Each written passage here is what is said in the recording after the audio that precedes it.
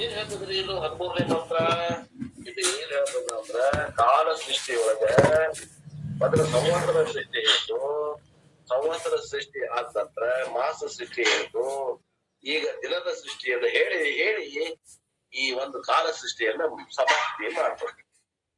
ಅಹೋರಾತ್ರೋ ವೈ ಪ್ರಜಾಪತಿ ತಸ್ಯಾಹರೇವ ಪ್ರಾಣೋ ರಾತ್ರಿರೇವರೈಃ ಪ್ರಾಣಂ ವಾಯೇತೆ ಪ್ರಸ್ಕಂದಂತೆ ಯೇ ದಿವಾರತ್ಯಾ ಸಂಯುಜ್ಯಂತೆ ಬ್ರಹ್ಮಚರ್ಯಮೇವ ತದ್ಯದ್ರಾತ್ರೌ ರತ್ಯಾ ಸಂಯುಜ್ಯಂತೆ.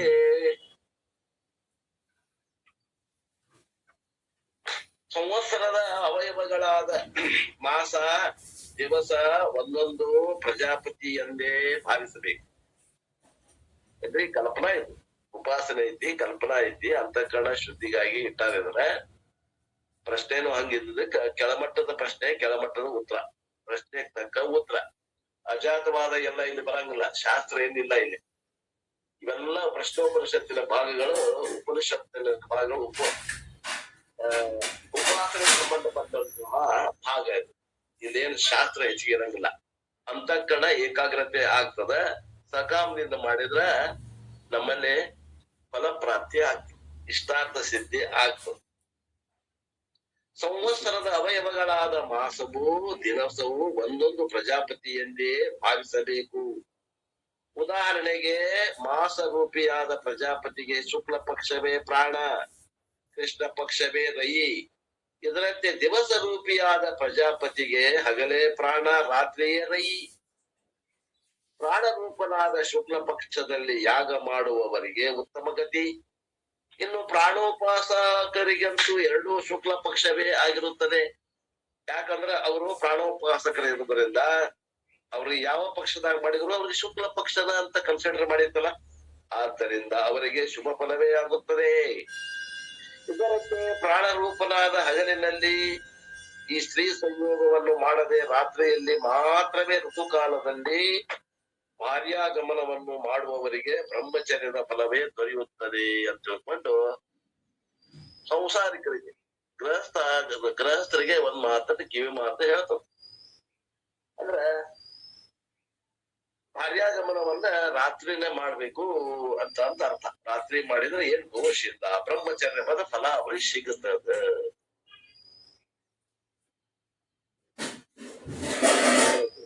ಹೇಳ್ತಾ ಇದೆ, ಅದನ್ನ ವಿಷಯವನ್ನ ನೋಡ್ಕೊತ ಹೋಗ್ಬೋದು. Now the final stage of Kala Srishti, even though Kala Srishti is one, we have divided into Samvatsara, Masa and Divasa. ಕಾಲ ಅಂದ್ರೆ ಒಂದೇ, ಆದ್ರೆ ನಮಗ ಬುದ್ಧಿಯಲ್ಲಿ ಪ್ರವೇಶ ಆಗಲಿ ಅಂತ ತಿಳ್ಕೊಂಡು ಉಪನಿಷತ್ ಏನ್ ಮಾಡ್ತದ, ಒಂದ್ ಸಂವತ್ಸರ ಸೃಷ್ಟಿ, ಒಂದು ಮಾಸ ಸೃಷ್ಟಿ, ಒಂದು ದಿನ ಸೃಷ್ಟಿಯನ್ನು ಹೇಳಿ ಕಾಲ ಸೃಷ್ಟಿಯನ್ನ ಪೂರ್ಣಗೊಳಿಸ್ತದೆ. ಈ ಮಂತ್ರದಲ್ಲಿ ಕಾಲ ಸೃಷ್ಟಿ ಪೂರ್ಣಗೊಳ್ತದೆ. ಅದ್ರ ಹೇಳಾಗತ್ತ ಕಾಲ ಬೇರೆ ಬೇರೆ ಏನ್ರಿ? ಇಲ್ಲ, ಎಲ್ಲ ಕಾಲ ಬರ್ತದೆ. ದಿನ ಆದ್ಮ್ಯಾಗ ವಾರ, ವಾರ ಆದ್ಮ್ಯಾಗ ಮಾಸ ಆಗ್ತೈತಿ, ಮಾಸ ಆದ್ಮ್ಯಾಗನ ಸಂವತ್ಸರ ಆಗ್ತದೆ. ನಾವು ಕಮ್ಸ ದಿವಸ ಸೃಷ್ಟಿ. ಈ ಮಂತ್ರದಲ್ಲಿ ದಿವಸ ಸೃಷ್ಟಿಗಳು ಹೇಳ್ತದೆ. ದಿನ 24 hours. Note is added. ಇನ್ನೂ ಒಂದ್ ಸ್ವಲ್ಪ ಲೌಕಿಕ ವಿಷಯವನ್ನ ಇದಕ್ಕ ಸೇರಿಸಿ ಹೇಳಾಗತ್ತಿತ್ತು Upanishad. First we will see ಅಹೋರಾತ್ರೋ ವೈ Prajapati. One full day consisting of day and night is calendar day is created by Prajapati. ಒಂದು ದಿನ ಅಂದ್ರೆ 24 ತಾಸು. ಅದರಲ್ಲಿ ಅರ್ಧ ಹಗಲು ಅರ್ಧ ರಾತ್ರಿ ಕೂಡಿ ಇದಕ್ಕೆ ಏನನ್ಬೇಕು, ಪ್ರಜಾಪತಿಯಿಂದ ಒಂದು ಮಿಥುನ ಸೃಷ್ಟಿ ಆಯ್ತು. ದಿನ ಅನ್ನುವಂತಹ ಮಿಥುನ ಸೃಷ್ಟಿ ಆಯ್ತು. ಇದರಲ್ಲಿ ಹಗಲು ಅನ್ನೋದೇನದ, ಅದು ಪ್ರಾಣ, ಅದು ಪ್ರಾಣ.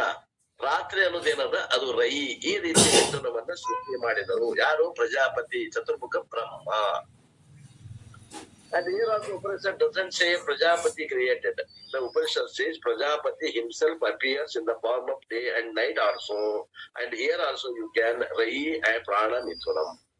ಇಲ್ಲಿ ಇನ್ನೂ ಒಂದ್ ಮಾತು ಹೇಳ್ದ, ಪ್ರಜಾಪತಿ ಸೃಷ್ಟಿ ಮಾಡಿದ ಇವನ್ನ, ಈ ಮಿಥುನವನ್ನ ಅಂತ ಉಪನಿಷತ್ ಹೇಳಂಗಿಲ್ಲ. ಪ್ರಜಾಪತಿ ತಾನೇ ಈ ರೀತಿಯಿಂದ ಅಭಿವ್ಯಕ್ತ ಆದ. ರೈ ಮತ್ತು ಪ್ರಾಣ ರೂಪದಿಂದ ಪ್ರಜಾಪತಿನೇ ಅಭಿವ್ಯಕ್ತ ಆದ. ವಾಟ್ ಶುಡ್ ಬಿ ಟೇಕನ್ ರೈ? ರಾತ್ರಿ ಏವ ರೈ. ರಾತ್ರಿ ಒಳಗ ರೈ ಅನ್ನಬೇಕು, ಹಗಲಿನಲ್ಲಿ ಹಗಲಿಗೆ ಅನ್ನಬೇಕು ಪ್ರಾಣ ಅನ್ನಬೇಕು. ಯಾಕೆ ಹಂಗ ಅನ್ಬೇಕು? ಯಾಕಂದ್ರ ಡ್ಯೂರಿಂಗ್ ಡೇ ಟೈಮ್ ಪ್ರಾಣ ಇಸ್ ಆಕ್ಟಿವ್. ಪ್ರಾಣ ಯಾವಾಗ ಚಾಲನೆಯಲ್ಲಿ ಇರ್ತದ್ರಿ? ಹಗಲು ಹೊತ್ತಾಗೋ ರಾತ್ರಿ ಹೊತ್ತಾಗೋ? ರಾತ್ರಿ ಹೊತ್ತಾಗ ಇರಂಗಿಲ್ಲ, ಹಗಲು ಹೊತ್ತಾಗ ಇರ್ತದ. ಆದ್ದರಿಂದ ಹಗಲಿಗೆ ಅನ್ನಬೇಕು ಪ್ರಾಣ, ರಾತ್ರಿಗೆ ಅನ್ನಬೇಕು ರೈ, ಆ ಮಿಥುನದ ಪೈಕಿ. That is why we are asked to eat food during day time. ಆಹಾರ ಊಟ ಯಾವಾಗ ಮಾಡ್ಬೇಕ್ರಿ? ಆಹಾರ ಹಗಲಿ ಹೊತ್ತ ಊಟ ಮಾಡ್ಬೇಕಂತ ಹೇಳ್ತಾರೆ ಶಾಸ್ತ್ರೋಕ್ತ. ಹಗಲಿ ಹೊತ್ತ ಊಟ ಮಾಡ್ಬೇಕು, ರಾತ್ರಿ ಊಟ ಮಾಡಬಾರ್ದು, ಪಚನ ಆಗುದಿಲ್ಲ ಅಂತ ಅರ್ಥ. ಸರಿಯಾಗಿ ಪಚನ ಆಗ್ಬೇಕಂದ್ರೆ ಆಕ್ಟಿವಿಟಿ ಇದ್ದಾಗನೇ, ಅಂದ್ರೆ ಹಗಲು ಹೊತ್ತಾಗನೇ ಊಟ ಮಾಡ, ಚಟುವಟಿಕೆ ಇದ್ದಾಗನೇ ಊಟ ಮಾಡ್ಬೇಕು. Night time we are not suppose to eat too much because along with sunrise our metabolism also waxes and wanes. ಏನ್ ಹೇಳ್ತಾರಂದ್ರ ಸಾಯಂಕಾಲ ಆದ್ಮೇಲೆ, ಕತ್ಲಾದ್ಮೇಲೆ ಹೆಚ್ಚಿಗೆ ಊಟನೇ ಮಾಡಬಾರ್ದು. ಆಕ್ಚುಲಿ ಅಷ್ಟೊಳಗ ಮುಗಿಸ್ಬೇಕು. ಒಂದ್ ವೇಳೆ ಮಾಡಿದ್ರು ಹೆಚ್ಚಿಗೆ ಆಹಾರ ಸೇವನೆ ಮಾಡಬಾರ್ದು. ಯಾಕೆ ಮಾಡಬಾರ್ದು ಅಂದ್ರೆ ಅಲ್ಲಿ ಏನಾಗ್ತದ, ಸನ್ರೈಸ್ ಸೂರ್ಯೋದಯ ಇದ್ದಾಗನ ನಮ್ಗೆ ಏನಾಗ್ತದ, ನಮ್ಮಲ್ಲಿ ಪಚನಾಂಗ ಕ್ರಿಯೆಗಳು ಚಟುವಟಿಕೆಯಿಂದ ನಡೀತಾವ. ಸೂರ್ಯಾಸ್ತ ಆದ್ರೆ ಪಚನಾಂಗ ಕ್ರಿಯೆಗಳು ಅಷ್ಟೊಂದು ಚಟುವಟಿಕೆಗಳು ಇರಂಗಿಲ್ಲ. ಆದ್ದರಿಂದ ರಾತ್ರಿ ಹೊತ್ತಲ್ಲಿ ಆಹಾರವನ್ನ ಸೇವನೆ ಮಾಡಬಾರದು. ಒಂದ್ ವೇಳೆ ಮಾಡಿದ್ರು ಅಗದಿ ಸ್ವಲ್ಪ ಊಟ ಮಾಡಬಹುದು ಅಂತ ಹೇಳ್ತಾರೆ. During day time, during presence of sun, our metabolism is very good. ಅಂದ್ರೆ ನಾವು ಉಂಡಂತ ಆಹಾರ ಅದು ಪಚನ ಆಗಿ ಅದು ನಮ್ಗೆ ಬೇಕಾದಂತ ಪೋಷಕಾಂಶಗಳನ್ನ ದೇಹಕ್ಕೆ ಏನ್ ಸಪ್ಲೈ ಮಾಡಬೇಕಾಗ್ತದಲ್ಲ, ಆ ಕೆಲಸ ಅಂತ ಅದಕ್ಕೆ ಮೆಟಬಾಲಿಸಮ್ ಅಂತಾರ. ಏನ್ರಿ? ಆಹಾರದ ಘಟಕಗಳಾಗಿ ಆಹಾರ ಪರಿವರ್ತನೆ ಆಗ್ಬೇಕಲ್ಲ, ಆ ಪರಿವರ್ತನೆ ಆಗಿ ಆ ರಕ್ತದ ಎಲ್ಲ ಅಂಗಾಂಗಗಳಿಗೆ ಹೋಗಿ ಮುಟ್ಟಬೇಕಲ್ಲ. ಅದು ಮುಟ್ಟಬೇಕಂದ್ರೆ ಅದೇನಾಗಬೇಕು, ಆ ಮೆಟಬಾಲಿಸಮ್, ಆ ರಾಸಾಯನಿಕ ಕ್ರಿಯೆ ಆಗ್ಬೇಕಂದ್ರೆ ಅಲ್ಲಿ ಸೂರ್ಯ ಪ್ರಕಾಶ ಇದ್ದಾಗ ರಾಸಾಯನಿಕ ಕ್ರಿಯೆ ಆಗ್ತದೆ. ಇಲ್ಲ ಅಂದ್ರೆ ಏನಾಗ್ತದ ಅಂತಂದ್ರೆ ಪಚನ ಕ್ರಿಯೆ ಕಮ್ಮಿ ಆಗ್ತದ. ರಾತ್ರಿ ಹೊತ್ತಾಗ ಉಂಡ್ರಿ ಅಂದ್ರೆ ಪಚನ ಆಗೋದಿಲ್ಲ. During day time, during presence of sun, our metabolism is very good. Eat well, no problem. ಹಗಲು ಹೊತ್ತ ಚಲೋ ಊಟ ಮಾಡ್ರಿ, ಏನ್ ಸಮಸ್ಯೆ ಇಲ್ಲ. ರಾತ್ರಿ ಹೊತ್ತ ಕಡಿಮೆ ಊಟ ಮಾಡ್ರಿ, ನಾನು ಬಿಟ್ಬಿಡ್ರಿ. ಸೂರ್ಯಾಸ್ತ ಆಗಿಂದ ಊಟ ಮಾಡ್ಲೇಬಾರದು ಶಾಸ್ತ್ರೋಕ್ತವಾಗಿ. Night should be lighter because everything prana, apana vayu, especially samana, the digestion principle is low ebb. ರಾತ್ರಿ ಆತು ಅಂದ್ರ, ಸೂರ್ಯಾಸ್ತ ಆತಂದ್ರ ನಮ್ದು ಪಚನ ಕ್ರಿಯೆ ಕಡಿಮೆ ಆಗ್ತದೆ. ಆದ್ದರಿಂದ ನಾವು ಸೂರ್ಯಾಸ್ತ ಆದ್ಮೇಲೆ ಆಹಾರವನ್ನ ಹೆಚ್ಚಿಗೆ ಸೇವನೆ ಮಾಡಬಾರ್ದು. Therefore, eat light in the night. Night ಅಂದ್ರೆ ರಾತ್ರಿ ಸಮಯದಲ್ಲಿ, ಸೂರ್ಯ ಅಸ್ತ ಆದ ನಂತರ ಊಟನೇ ಮಾಡಬಾರ್ದು, ಅಥವಾ ಮಾಡಿದ್ರು ಕಡಿಮೆ ಊಟ ಮಾಡ್ತೀವಿ. Directly opposite philosophy people have now, because morning no time for eating, noon no time for eating. Therefore, in the night only they go out and come home and cook and eat at 10 o'clock and eat up to the throat. ಈಗ ಏನಾಗ್ಯದ ಅಂದ್ರ ಇದನ್ನ ಯಾರು ಪಾಲಿಸಕತ್ತಿಲ್ಲ. ಯಾಕಂದ್ರೆ ಅವ್ರಿಗೆ ಶಾಸ್ತ್ರದ ಗೊತ್ತಿಲ್ಲ, ಅವ್ರಿಗೆ ಓದೇ ಇಲ್ಲ. ಅವರು ಉಪನಿಷತ್ತಿಂದ ಯಾರು ಅವ್ರಿಗೆ ಹೇಳೇ ಇಲ್ಲ. ಏನ್ ಮಾಡ್ತಾರಪ್ಪ ಅಂತಂದ್ರ, ಈಗಿನ ಜನ ಏನ್ ಮಾಡ್ತಾರಂತ, ಏನ್ ಶಾಸ್ತ್ರ ಹೇಳ್ತೈತಿ ಅದಕ್ಕೆ ತದ್ ವಿರುದ್ಧವಾಗಿ ಆಚರಣೆ ಮಾಡ್ತಾರೆ. Directly opposite philosophy people have now. Morning no time for eating. ಮುಂಜಾನೆ ಜಳಕ ಮಾಡಿ ಎಲ್ಲ ಹೋಗುದು, ಆಫೀಸ್ ಹೋಗುವತ್ನಾಗ ಊಟ ಮಾಡಕ್ ಆಗಂಗಿಲ್ಲ, ಅವಸರ ಆಗ್ತದೆ. ಮಧ್ಯಾಹ್ನದಾಗ ಉರ್ಬೇಕಂದ್ರೆ ಅಲ್ಲಿ ಊಟಕ್ಕೆ ಟೈಮ್ ಇಲ್ಲ. ಆದ್ರಿಂದ ಏನ್ ಮಾಡ್ತಾರ, ಮುಂಜಾನಿಂದ ಸಂಜೆ ಮಠ ಉಪವಾಸ ಇರ್ತಾರೆ, ಅಥವಾ ಏನೋ ಅಷ್ಟೇ ಟಿಫನ್ ಮಾಡ್ತಾರೆ, ಚಾ ಕುಡಿತಾರೆ. In night only they go out and come home. ಸಾಯಂಕಾಲ ಮನೆಗೆ ಬರ್ತಾರೆ, ಅಡಿಗೆ ಮಾಡ್ಕೋತಾರೆ. 10 ಗಂಟೆಗೆ ಅಡಿಗೆ ಮಾಡ್ಕೋತಾರೆ, 10:30, 11 ಊಟ ಮಾಡ್ತಾರೆ. ಊಟ ಮಾಡಿದವ್ರೆ ಅದು ಹೆಂಗ್ ಊಟ ಮಾಡ್ತಾರ ಅಂತಂದ್ರೆ ಕಂಠಮಠ ಊಟ ಮಾಡ್ತಾರೆ. Eat to the throat. ಆದ್ರೆ ಮರಿಕೊಂಡು ಬಿಡುತ್ತಾರೆ. ಪಚನ ಆಗ್ಬೇಕು, ಹೆಂಗ್ ಆಗ್ಬೇಕಂತ ಪಚನ. You will get varieties of problems. ನಿಮಗೆ ಗ್ಯಾಸ್ ಟ್ರಬಲ್ ಪ್ರಾಬ್ಲಮ್ ಚಲೋ ಆಗ್ತದೆ. ಅನೇಕ ಸಮಸ್ಯೆಗಳ ಪ್ರಾಬ್ಲಮ್ ಆಹಾರದ ಒಂದು ಸರಿಯಾಗಿ ಉಣ್ಣುವ ಪದ್ಧತಿ ಗೊತ್ತಿಲ್ಲ ಅಂದ್ರೆ ಅನೇಕ ರೋಗ ರುಜಿಗಳು ಪ್ರಾರಂಭ ಆಗ್ತವೆ. ಬಿಕಾಸ್ ಪ್ರಾಣ ತತ್ವ ಇಸ್ ವೀಕ್ ಡ್ಯೂರಿಂಗ್ ನೈಟ್. ಆಹಾರ ಹೆಚ್ಚಿಗೆ ಉಂಟಿರ್ತೀವಿ, ಪ್ರಾಣ ತತ್ವ ಕಡಿಮೆ ಕೆಲಸ ಮಾಡ್ತಿರ್ತದೆ. ಮತ್ತೇನಾಗ್ತಿದ್ದು ಒಂದಕ್ಕೊಂದು ಪ್ರಕೃತಿಗೆ ವಿರೋಧ ಆತು. And therefore daytime is associated with the prana and night time associated with Rayi, where Chandra is there. ಅದಕ್ಕ ದಿನದ ಸಮಯದಲ್ಲಿ ಪ್ರಾಣಕ್ಕೆ ಸಂಬಂಧಪಟ್ಟದ, ರಾತ್ರಿ ಸಮಯ ಏನದ ರೈ ಸಂಬಂಧಪಟ್ಟದ. ಆದ್ರಿಂದ ಹಗಲೊತ್ತೊಳಗ ಹೆಚ್ಚಿಗೆ ಪಚನ ಕ್ರಿಯೆ ಆಗ್ತದ. ಆದ್ರಿಂದ ಹಗಲೊತ್ತಾಗ ಹೆಚ್ಚಿಗೆ ಉಣ್ಬೇಕು, ರಾತ್ರಿ ಉಣ್ಬಾರದು. ರಾತ್ರಿ ಯಾಕಂದ್ರ ರೈ ಜಾಗೃತಿ ಇರ್ತಾನೆ, ಚಂದ್ರ ಇರ್ತಾನೆ. ಇನ್ ದ ನೈಟ್ ಚಂದ್ರ ಪ್ರಧಾನ, Rayi and Chandra. Veda always correct so many thing. ಈ ರೀತಿ ವೇದ ನಮ್ಮ ಜೀವನದಲ್ಲಿ ಹಾಸುವಕ್ಕಾಗಿ ನಾವು ಯಾವಾಗ ಉಣಬೇಕು, ಏನು ಉಣಬೇಕು ಅನ್ನೋದನ್ನು ಹೇಳ್ತದೆ. Night Rayi and Chandra they are connected. ಸಾಯಂಕಾಲ ಸೂರ್ಯಾಸ್ತ ಆಗುತ್ತೇನೆ ಅಲ್ಲಿ ರೈ ಮತ್ತು ಚಂದ್ರಗೆ ಅಲ್ಲಿ ಸಂಬಂಧ ಬೀಳ್ತದೆ. And there after incidental value is given for young people. ಅಲ್ಲಿ ಒಂದು ಸಂದರ್ಭ ಅನುಸಾರವಾಗಿ ಯುವಕರಿಗೆ ಒಂದು ಮಾತನ್ನ ಹೇಳ್ತದ. ನಮಗಲ್ಲಿದು ನಾವೆಲ್ಲ 60ರ ಮ್ಯಾಗಿದ್ದವ್ರಿಗೆ ಏನ್ ಸಂಬಂಧ ಇಲ್ಲ. ಯುವಕರಿಗೆ ಯಾರು ಇದೇ ಲಗ್ನ ಆಗಿರ್ತಾರಲ್ಲ ಅವ್ರಿಗೆ ಒಂದು ಮಾತನ್ನ ಹೇಳ್ತದ. Who want to beget children. ಏನ್ ಮಾಡ್ತಾರ ಅವರು ಲಗ್ನ ಆಗಿಂದ? ಸಂತಾನ ಅಭಿವೃದ್ಧಿ ಆಗ್ಬೇಕಂತ ಬಯಸ್ತಾರ. For begetting children the conception must be only in the conception must be only in the night time. Conception should not be during daytime. ಆ ಗಂಡ ಹೆಂಡತಿ ಏನದ ಅತಿಕ್ರಿಯೆ ಅದು ಹಗಲು ಹೊತ್ತಿನಲ್ಲಿ ಮಾಡಬಾರದು, ರಾತ್ರಿ ಸಮಯದಲ್ಲಿ ಮಾಡಬೇಕು. ಇದು ಶಾಸ್ತ್ರೋಕ್ತ ಹೇಳ್ತದೆ. ಡ್ಯೂರಿಂಗ್ ಡೇ ಟೈಮ್ ಸ್ತ್ರೀ ಪುರುಷ ಸಂಯೋಗ should be done at the night time only, not at the day time. ಭಾರ್ಯಾಗಮನವನ್ನ ಹಗಲಿನಲ್ಲಿ ಮಾಡಬಾರ್ದು, ರಾತ್ರಿ ಸಮಯದಲ್ಲಿ ಮಾಡಬೇಕು. ಯಾರಿಗೆ ಮಕ್ಕಳು ಸಂತತಿಯನ್ನ ಹುಟ್ಟಿಸ್ಬೇಕು ಅಂತ ಆಶೆ ಅದ ಅವರಿಗೆ. ರತಿ ಮೀನ್ಸ್ ಕಾನ್ಸೆಪ್ಷನ್. ಗರ್ಭದಾನಂ ಸ್ತ್ರೀ ಪುರುಷ ಸಂಯೋಗ, conjugal union. So those who practice during day time ಪ್ರಾಣಂ ಏತೇತೇ ಪ್ರಕ್ಷಾಂತಂತಿ. ದೇ ಆರ್ ಟ್ರೈನಿಂಗ್ ದೇರ್ ಪ್ರಾಣಶಕ್ತಿ. ಅಂದ್ರೆ ಹಗಲಿನಲ್ಲಿ ಆ ಕ್ರಿಯೆಯನ್ನ ಮಾಡಿದ್ರೆ ಅದು ಒಂದು ವೇದ ಬಾಹಿರ ಒಂದು. ಎರಡನೇದು, ನೀವು ನಿಮ್ಮ ಪ್ರಾಣ ಶಕ್ತಿಯನ್ನ ವಿನಾಕಾರಣ ಹೊರಗೆ ಚೆಲ್ತಾ ಇದ್ದೀರಿ. ದೇ ಆರ್ ಲೂಸಿಂಗ್ ದೇರ್ ಪ್ರಾಣ ಶಕ್ತಿ. ನೀವು ಪ್ರಾಣ ಶಕ್ತಿಯನ್ನ ಹರಣ ಮಾಡಾಕತ್ತೀರಿ, ಸರಿಯಾಗಿ ಉಪಯೋಗ ಮಾಡಾಕತ್ತಿಲ್ಲ. They are weakening themselves. ಅವರು ತಮ್ಮನ್ನೇ ತಾವೇ ಅಶಕ್ತರಾಗಿಸಿಕೊಳ್ತಾ ಇದ್ದಾರೆ. Which is neither good for them not for the child. ಅದು ಅವರಿಗೂ ಒಳ್ಳೆಯದಲ್ಲ, ಆ ಹುಟ್ಟುವ ಮಗುವಿಗೂ ಒಳ್ಳೆಯದಲ್ಲ. ಆನ್ ದ ಅದರ್ ಹ್ಯಾಂಡ್, ಯತ್ ರಾತ್ರೌ ಸಂಯುಜ್ಯಂತೆ. If the same thing is done during the night, there is no prana training. ಅದನ್ನ ನೀವು ರಾತ್ರಿ ಸಮಯದಲ್ಲಿ ರೈ ಇದ್ದಾಗ ಮಾಡಿದ್ರಂದ್ರ ಭಾರ್ಯಾಗಮನವನ್ನ ಅಲ್ಲಿ ಪ್ರಾಣದ ಹರಣ ಆಗೋದಿಲ್ಲ, ವೇಸ್ಟ್ ಆಗೋದಿಲ್ಲ. It is good for parent and child also. ಅದು ತಂದೆ ತಾಯಿಗಳು ಒಳ್ಳೆಯದು, ಮಗುವಿಗೆ ಒಳ್ಳೆಯದು. And the Upanishad says, if a person follows this, one is as good as observing brahmacharya. ಮಕ್ಕಳು ಬೇಕಂತ ಆಶೆಯಿಂದ ರಾತ್ರಿ ಸಮಯದಲ್ಲಿ ಭಾರ್ಯಾಗಮನ ಮಾಡಿದ್ರು ಕೂಡ ಶಾಸ್ತ್ರ ಹೇಳ್ತದೆ ನೀವು ಬ್ರಹ್ಮಚಾರಿಗಳೇ ಅಂತ ಹೇಳ್ತದೆ. There is no violation of brahmacharyam if this rule is followed. ಆ ಬ್ರಹ್ಮಚರ್ಯದ ನಿಯಮವನ್ನ ಉಲ್ಲಂಘನೆ ಮಾಡಿದಂಗ ಆಗುದಿಲ್ಲ. ಈ ನಿಯಮವನ್ನ ಒಂದ್ ವೇಳೆ ಪಾಲಿಸಿದರೆ.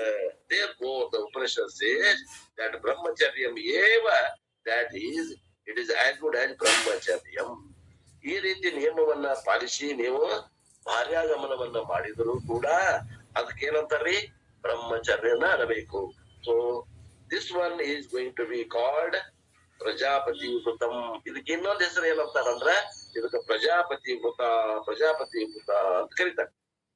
ಆದ್ರೆ this rule is called Prajapati ವೃತಂ. ಈ ರೀತಿ ಯಾರು ಇದನ್ನ ನಿಯಮದಿಂದ ಪಾಲಿಸ್ತಾರ ಅದು ಯಾಂತ ವೃತ ಅಂತಾರೆ ಅಂದ್ರೆ ಇದಕ್ಕೆ ಪ್ರಜಾಪತಿ ವೃತ ಅಂತ ಕರೀತಾರೆ. ಸೊ ವಿತ್ ದಿಸ್ ಕಾಲ ಸೃಷ್ಟಿ ಟಾಪಿಕ್ ಇಸ್ ಓವರ್. ಈಗ ಏನ್ರ ಕಾಲ ಸೃಷ್ಟಿಯನ್ನ ಮುಗಿಸಿದ್ರು. 13ನೇ ಮಂತ್ರಕ್ಕೆ ಕಾಲ ಸೃಷ್ಟಿಯನ್ನ ಈ ಉಪನಿಷತ್ಕಾರರು ಮುಗಿಸಿದ್ರು, ಪಿಪ್ಪಲಾದ ಋಷಿಗಳು ಹೇಳಿ ಮುಗಿಸಿದ್ರು. Observing this rule is called Prajapati Vratam. So this Kala Srishti topic is over. Then what is the next topic? Hangare ಮುಂದಿನ ಏನ್ ಹೇಳಿದ್ವಿ ನಾವು?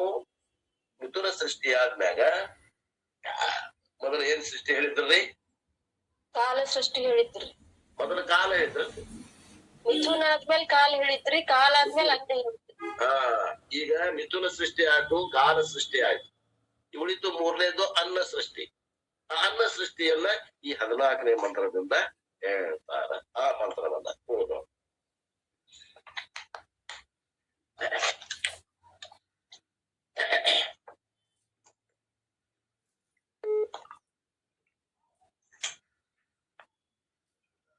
ಅನ್ನಂ ವೈ ಪ್ರಜಾಪತಿ ತತೋಹ ವೈ ತದ್ರೇ ತತ ತಸ್ಮಾದಿಮಾ ಪ್ರಜಾ ಪ್ರಜಾಯಂತ ಇತಿ. ಇಷ್ಟ ಅದ ಮಂತ್ರ. 14ನೇ ಮಂತ್ರ ಕಡಿಮೆ ಅದು. ಸೊ ಇನ್ ದಿಸ್ ಮಂತ್ರ ದ ಉಪನಿಷತ್ ಟಾಕ್ಸ್ ಅಬೌಟ್ ಅನ್ನ ಸೃಷ್ಟಿ. ಈ ಮಂತ್ರದಲ್ಲಿ ಉಪನಿಷತ್ತು ಅನ್ನ ಸೃಷ್ಟಿಯನ್ನ ಕುರಿತು ಹೇಳ್ತದೆ. ಪ್ರಜಾಪತಿಯು ದಿವಸ ರೂಪಿಯಾಗಿ ಆದ ಮೇಲೆ ಭತ್ತವೇ ಮೊದಲಾದ ಧಾನ್ಯಗಳ ರೂಪವನ್ನು ತೆಗೆದುಕೊಳ್ಳುತ್ತಾನೆ. ಆ ಪ್ರಜಾಪತಿನೇ ಏನಾಗ್ತಾನ, ಧಾನ್ಯ ರೂಪವನ್ನು ಧಾರಣೆ ಮಾಡ್ತಾನೆ. ಭತ್ತ ಮೊದಲಾದ ಅಂದ್ರೆ ಎಲ್ಲ ಧಾನ್ಯಗಳನ್ನು ತಗೊಂಡು ಅನ್ನವನ್ನು ತಿಂದ ಜನರಲ್ಲಿ ರಕ್ತವು ರೇತಸ್ಸುವಾಗಿ ಅದರಿಂದ ಪ್ರಜೆಗಳು ಹುಟ್ಟುತ್ತವೆ ಅಂತ ತಿಳ್ಕೊಂಡಿದ್ರೆ ಸಾರಾಂಶ. ಅಂದ್ರೆ ವಿಸ್ತಾರವಾಗಿ ಹೇಳ್ತಾನೆ, ಕೇಳಿ. ಎಲ್ಲ ಗೊತ್ತಿದ್ದದ ಇದು. ಯಾವುದು ಬೃಹದಾರಣಿಕ ಉಪನಿಷತ್ತಿನ ಭಾಗ. ನಮ್ಮಲ್ಲಿ ಪರಮಾನುಭೂತಿ ಅಭ್ಯಾಸ ಮಾಡಿದವ್ರಿಗೆ ಎಲ್ಲ ಗೊತ್ತಿರ್ತದೆ. ಇದ ಉಪನಿಷತ್ತದಾಗ್ಲಿ ಅದ ಉಪನಿಷತ್ತಾಗ್ಲಿ ಇವೆಲ್ಲ ಉಪನಿಷತ್ ವಾಕ್ಯಗಳನ್ನ ತಗೊಂಡು ಅನಲೈಸ್ ಮಾಡಿ ಬರ್ದಿರ್ತಾರೆ. From the earth there is a planned kingdom ಅಂತಾರ ಅವರು.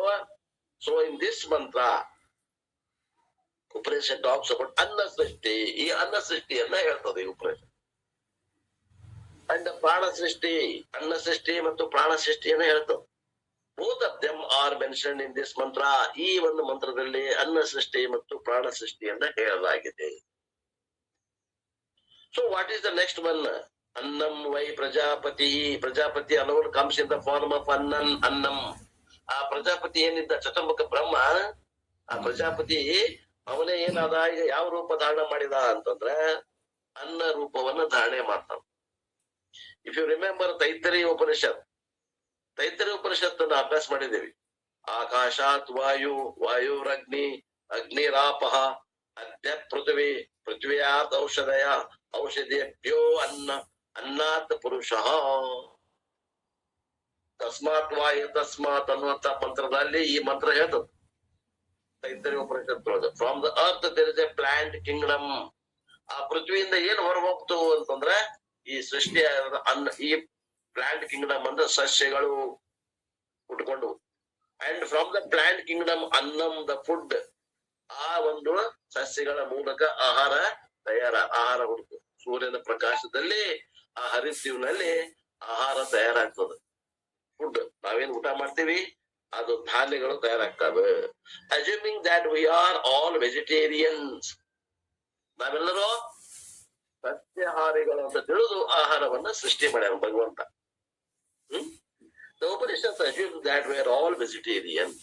ಉಪನಿಷತ್ ದೃಷ್ಟಿಯಿಂದ ನಾವೆಲ್ಲರೂ ಪಕ್ಕಾ ಸಸ್ಯಾಹಾರಿಗಳೇ. ಹೇಳಿದ್ರೆ therefore annam why Prajapati, and from the annam how are the praja created. ಆ ಅನ್ನದಿಂದ ಪ್ರಜೆಗಳ ಸೃಷ್ಟಿ ಹೆಂಗ ಅಂತ ಹೇಳ್ತದೆ. How the children are born, ಮಕ್ಕಳು ಹೇಗೆ ಹುಟ್ಟುತ್ತವೆ. For that the Upanishad gives mechanism. ಒಂದು ತಂತ್ರವನ್ನು ಹೇಳ್ತದೆ, ತಂತ್ರವನ್ನು ಹೇಳ್ತದೆ ಉಪನಿಷತ್ತು. The annam is consumed by both male human beings and female human beings. ಅನ್ನವನ್ನ ಯಾರು ಊಟ ಮಾಡ್ತಾರಂದ್ರ ಪಿತೃಗಳು ಊಟ ಮಾಡ್ತಾರೆ, ತಾಯಿ ಮತ್ತು ತಂದೆ. And when the annam enters the male human being in the body of male human being, annam gets converted into several products. ಆ ಅನ್ನ ಆ ಪುರುಷ ದೇಹವನ್ನ ಸೇರಿದ ಮೇಲೆ ಅದು ಏನಾಗ್ತದ ಅಂದ್ರೆ ಅನೇಕ ವಸ್ತುಗಳಾಗಿ ಪರಿಣಾಮ ಹೊಂದದ. And one of the product is ಬೀಜಂ, or giving him the capacity to generate a child. ಆ ಮಗುವಿನ ಹುಟ್ಟಿಸುವಂತ ಸಾಮರ್ಥ್ಯಕ್ಕೆ ಬೇಕಾದಂತ ವೀರ್ಯವ ತಯಾರಾಗ್ತದ ಆ ಆಹಾರದಿಂದ. ತಂದೆ ಉಂಡಂತ ಆಹಾರದಿಂದ ವೀರ್ಯ ತಯಾರಾಗ್ತದೆ.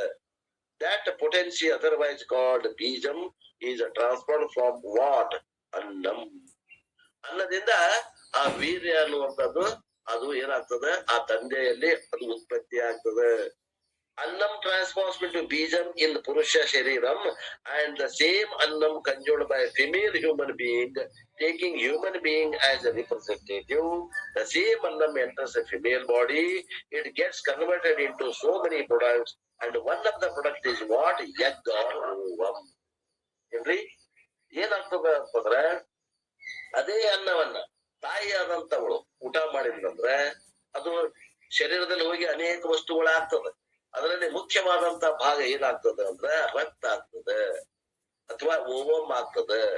ಏನ್ರಿ ಓವಂ ಅಂತಾರ, ಅದಕ್ಕೆ ಅಂಡಾಣು ಅಂತಾರ, ವೀರ್ಯಾಣು ಅಂತಾರ.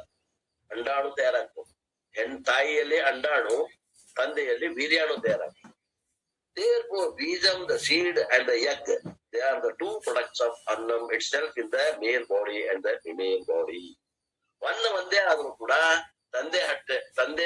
ತಂದೆ ಹೊಟ್ಟೆಯಲ್ಲಿ ವೀರ್ಯಾಣು ತಯಾರಾಗ್ತದೆ, ತಾಯಿಯ ಗರ್ಭದಲ್ಲಿ ತಾಯಿ ಹೊಟ್ಟೆಯಲ್ಲಿ ಅದು ಏನಾಗ್ತದೆ ಅಂಡಾಣುವಾಗಿ ತಯಾರಾಗ್ತದೆ. ಮತ್ತೆ and this Bijam and also this egg, the seed and the egg, at the time of conception in the womb of the mother, get fertilization is responsible for the child. ಅವೆರಡು ಅಂಡ ಮತ್ತು ವೀರ್ಯಾಣುಗಳು ಸಂಯೋಗ ಆಗ್ತದೆ ತಾಯಿಯ ಗರ್ಭದಲ್ಲಿ, ಆ ಸಂಯೋಗ ಆಗ್ತದೆ. Then Annam alone through the seed and egg finally responsible for the birth of the baby. ಅವೆರಡು ಸಂಯೋಗ ಆಗಿಂದ 9 ತಿಂಗಳ 9 ದಿನ ಅಥವಾ 9 ತಿಂಗಳ 1 ವಾರ ಆಗಿಂದ ಅಲ್ಲಿ ಮಗು ತಯಾರಾಗಿ ಮಗು ಜನಿಸ್ತದೆ. ಈ ರೀತಿ ಪ್ರಜೆಗಳು ಹುಟ್ಟುತ್ತಾರೆ. You cannot directly create a baby from annam. ನೀವು ಅಕ್ಕಿ ಬ್ಯಾಳಿ ಬೆಲ್ಲ ತಗೊಂಡು ಆ ಮಗುವನ್ನ ಸೃಷ್ಟಿ ಮಾಡಕ್ ಬರಂಗಿಲ್ಲ ಏನ್ರಿ. ಅಕ್ಕಿ ಬ್ಯಾಳಿ ಬೆಲ್ಲವನ್ನ ತಾಯಿ ತಂದೆ ಹೊಟ್ಟಿಗೆ ಉಣ್ಣಾಕ್ ಕೊಡ್ಬೇಕು. ಅವ್ರ ಹೊಟ್ಟೆ ಒಳಗ ವೀರ, ಇವ್ರ ಹೊಟ್ಟೆ ಒಳಗ ರಕ್ತ ಆಗಿ ಅವ್ರಿಬ್ರು ಕೂಡಿ ಸಂಸಾರ ಮಾಡಿದಾಗ ಅಲ್ಲಿ ಏನಾಗ್ತದ, ಅಂಡಾಣುಗಳೊಂದಿಗೆ ವೀರ್ಯಾಣುಗಳು ಸಂಯೋಗ ಆಗ್ತದ. ಸಂಯೋಗ ಆಗಿಂದ ಗರ್ಭಧಾರಣೆ ಆಗ್ತದ. ಗರ್ಭಧಾರಣೆ ಆಗಿಂದ ಮಗು ಬೆಳೀತದ. ಮಗು ಪೂರ್ಣ ಬೆಳೀಲಿಕ್ಕೆ 9 ತಿಂಗಳ 1 ವಾರ ಬೇಕು. ಹಿಂಗ ಅದು ಮಗು ಪ್ರಜೆಗಳು ತಯಾರಾಗ್ತವೆ. And making the appropriate product. And when that gets fertilized in the womb of the mother, the wonder of the universe is the birth of the baby. ವಿಚಿತ್ರ ಅಂದ್ರ ಸೃಷ್ಟಿಯ ಒಂದು ನಿಸರ್ಗದ ವೈಚಿತ್ರ್ಯ ಅಂದ್ರ ಮಗು ಹುಡ್ತದ, ಆ ಅನ್ನದಿಂದ ಮಗು ಹುಡ್ತದ. So we can never replace that process by any other artificial method. ಅಲ್ರಿ ಇದು ದೇವ್ರ ಮಾಡ್ಯಾರಲ್ಲ, ಕೃತಕ ಗರ್ಭಧಾರಣೆ ಮಾಡ್ರಿ ಬರ್ತೈತೆ ನೋಡ್ರಿ, ಬರುವುದಿಲ್ಲ. ತಾಯಿ ಗರ್ಭನ ಬೇಕು. ಅಲ್ಲಿ ಏನ್ ಕಂಡೀಷನ್ ಅದ ಆ ಮಗು ಬೆಳಿಲಿಕ್ಕೆ, ಅಲ್ಲೇ ಹಿತವಾದಂತ ವಾತಾವರಣ ಅದ. ಈಗ ಬೇಬಿ ಏನಂತ ಟೆಸ್ಟ್ ಬೇಬಿ IVF ಅಂತ ಮಾಡ್ತಾರ. ಅಲ್ಲಿ ಕೂಡ ಯಾವ ಲ್ಯಾಬೊರೇಟರಿ ಆಗಲು ಟೆಸ್ಟ್ ಬೇಬಿ ತಯಾರಾಗಿಲ್ಲ. ತಾಯಿ ಹೊಟ್ಟಾಗಣ ಆ ವೀರ್ಯಾಣು ಮತ್ತು ಅಂಡಾಣುಗೆ ಜಾಯಿನ್ ಮಾಡ್ತಾರ. ನೀವು ಕೃತಕವಾಗಿ ಗರ್ಭಧಾರಣೆ ಮಾಡ್ಲಿಕ್ಕೆ ಬರಂಗಿಲ್ಲ. ಹೆಂಗದ ನೋಡ್ರಿ ಭಗವಂತನ ಸೃಷ್ಟಿ. Even for artificial thing they require. First, when I read the newspaper about the test tube baby, I was a chemistry student. In test tube, what all we put, all chemicals only. ನಾನು ರಸಾಯನ ಶಾಸ್ತ್ರದ ವಿದ್ಯಾರ್ಥಿ ಆಗಿದ್ದೆ ಅಂತ ಅಪ್ಪೋರ್ದು physics major. ಅಂದ್ರೆ physics ಕಲ್ತವ್ರು ರಸಾಯನ ಶಾಸ್ತ್ರಗಳು ಕಲ್ತಿರ್ತಾರ. ಆದ್ದರಿಂದ ಟೆಸ್ಟ್ ಬೇಬಿ ಅಂದ್ರೆ ನಾ ಏನ್ ತಿಳ್ಕೊಂಡಿದ್ದೆ ಅಂತಾರ ಅವ್ರು ಅಪ್ಪೋರು. ಏನದ ನಾ ರಾ ಮಟೀರಿಯಲ್ ಆ ಟೆಸ್ಟ್ ನಾಗ ಹಾಕಿದ್ರೆ ಅದು ಮಗುವಾಗಿ ಹುಡ್ತೈತೆ ಅಂತ ತಿಳ್ಕೊಂಡಿದ್ರು. ಇಲ್ಲ, ಅಲ್ಲಿ ವೀರ್ಯಾಣು ಮತ್ತು ಅಂಡಾಣುವನ್ನ ತಾಯಿಯ ಗರ್ಭದಲ್ಲಿನ ಅವನ್ನ ಇವನೇನೆ ಕುಡಿಸ್ತಾವ. ತಾಯಿ ಗರ್ಭದಲ್ಲಿನ ಬೆಳಿಬೇಕದು ಮಗು.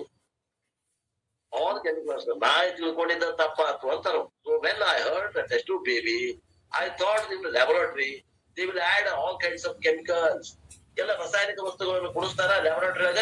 ಆ ಲ್ಯಾಬೊರೇಟರಿ ಟೆಸ್ಟ್ ಬರ್ತಿರ್ತಾವ ಕ್ಲಾಸಿನ, ಅದ್ರಾಗ ಮಗು ತಯಾರಾಗ್ತದ ಅಂತ ನಾ ತಿಳ್ಕೊಂಡಿದ್ದೆ ಅಂತಾರಪ್ಪ. Then only they said that test tube baby is possible only when there is a live father and mother.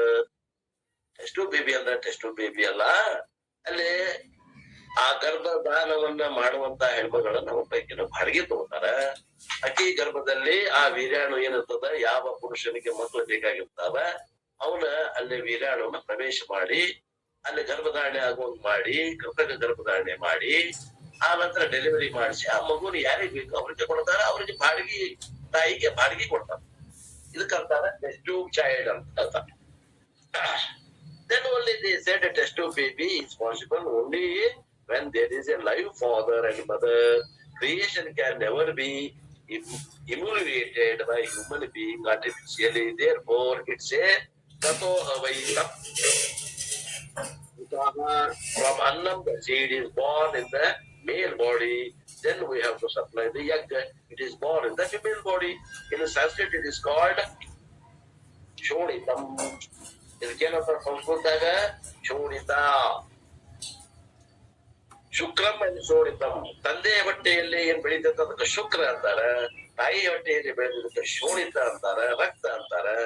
And ಶುಕ್ರ ಶೋಣಿತ ವೃತಂ ಸಂಯೋಗೇನ, ಅವೆರಡುಗಳ ಸಂಯೋಗ ಮಾಡುವುದರಿಂದ ಗರ್ಭಧಾರಣೆ ಆಗ್ತದೆ. Fertilisation of shukram and ಶೋಣಿತಂ.